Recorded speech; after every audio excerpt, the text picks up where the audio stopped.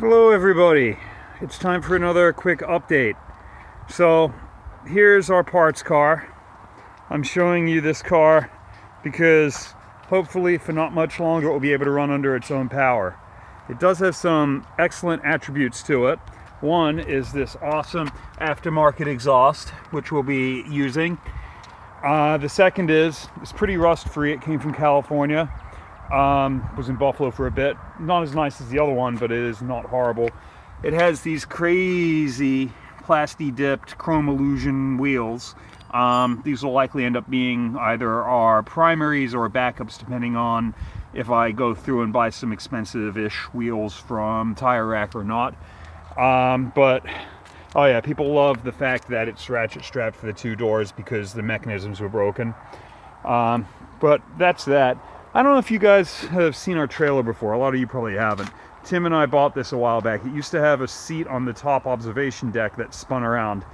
I'm very disappointed Tim decided to remove that, but it probably was the prudent measure. It's got like some sort of it's a homemade trailer. It's got a winch on it, and it has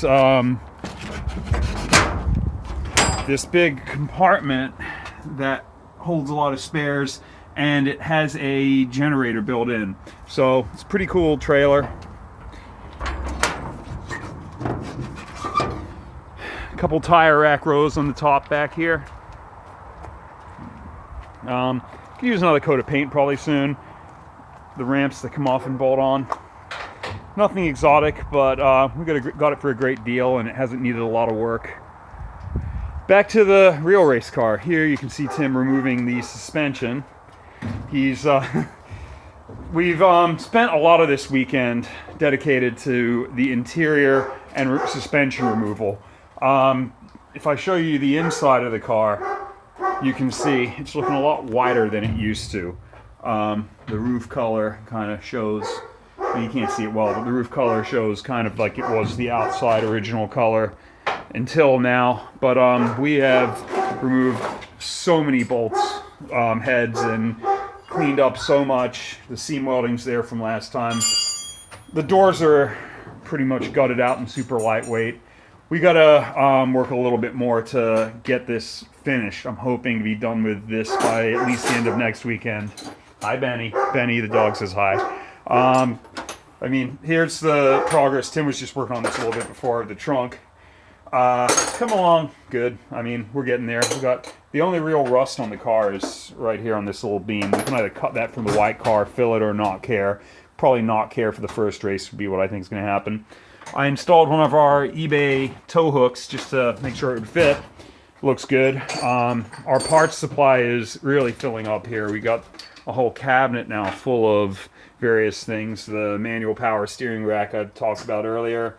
A bunch of modules, the intakes, the headlights. We got our stainless lines, clutch line. The car's really coming along.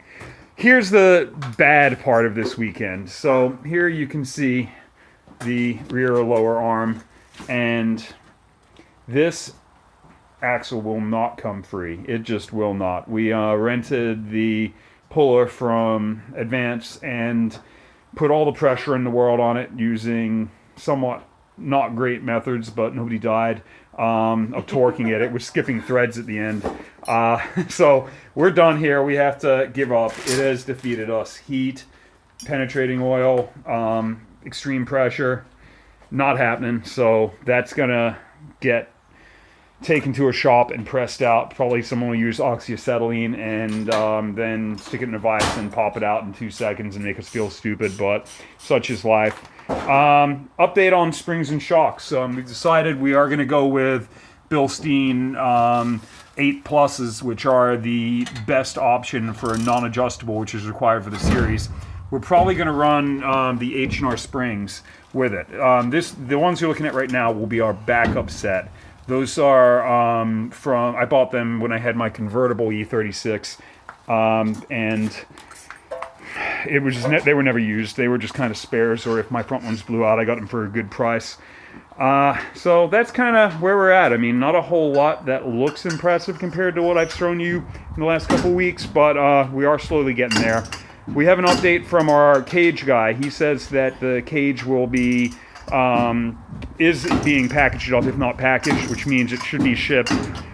Cage is priority number one, so if the cage shows up, that'll be next weekend. If the cage doesn't show up, then we will likely pull the motor from the other car and get that in, make sure it does run. You know, we don't have to get it in completely, but enough that we know things will run and we're confident, and that will do it. So there's your update for this weekend. See you guys soon.